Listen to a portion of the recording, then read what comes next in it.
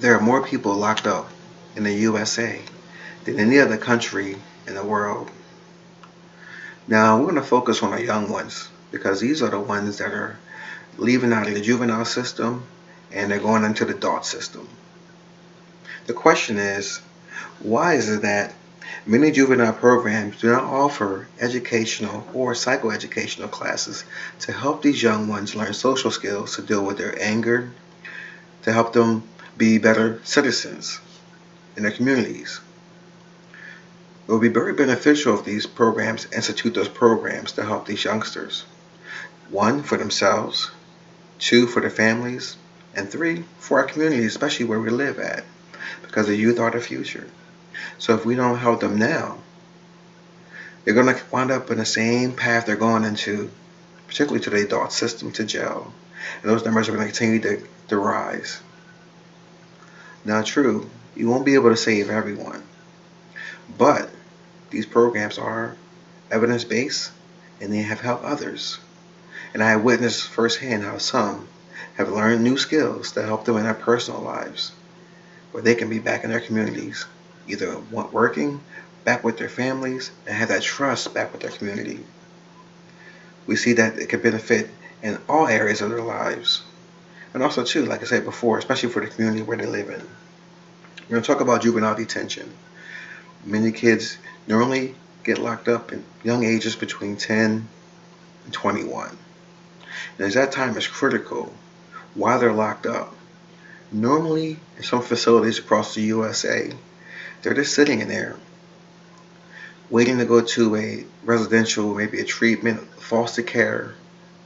And sometimes while they're sitting there, they're probably not learning a lot or new skills.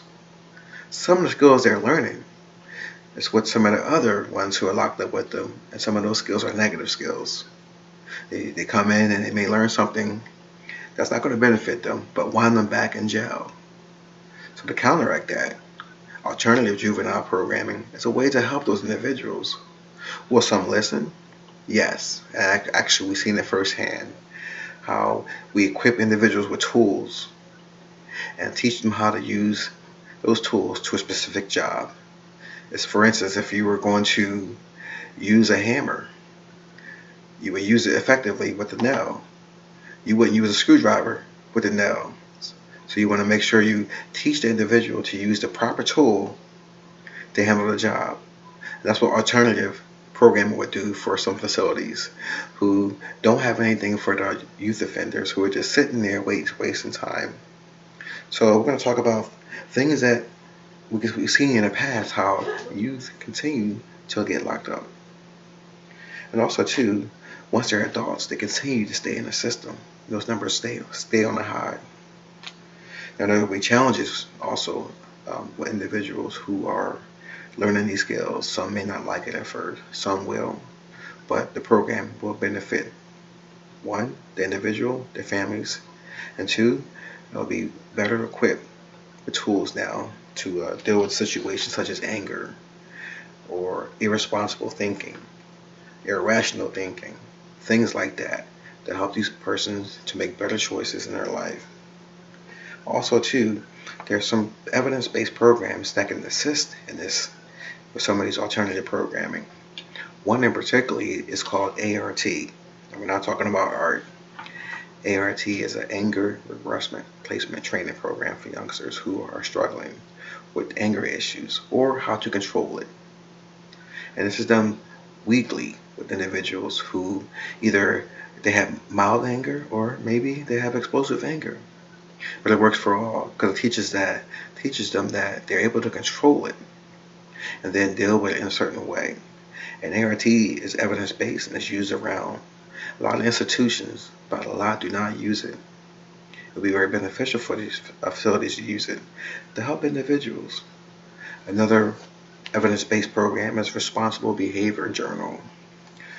That's another one too that will help individuals think about what they're doing through a behavior cycle, and it teaches them about the situation that they're going through. It teaches them about their thoughts, their feelings, their behaviors, as well as consequences.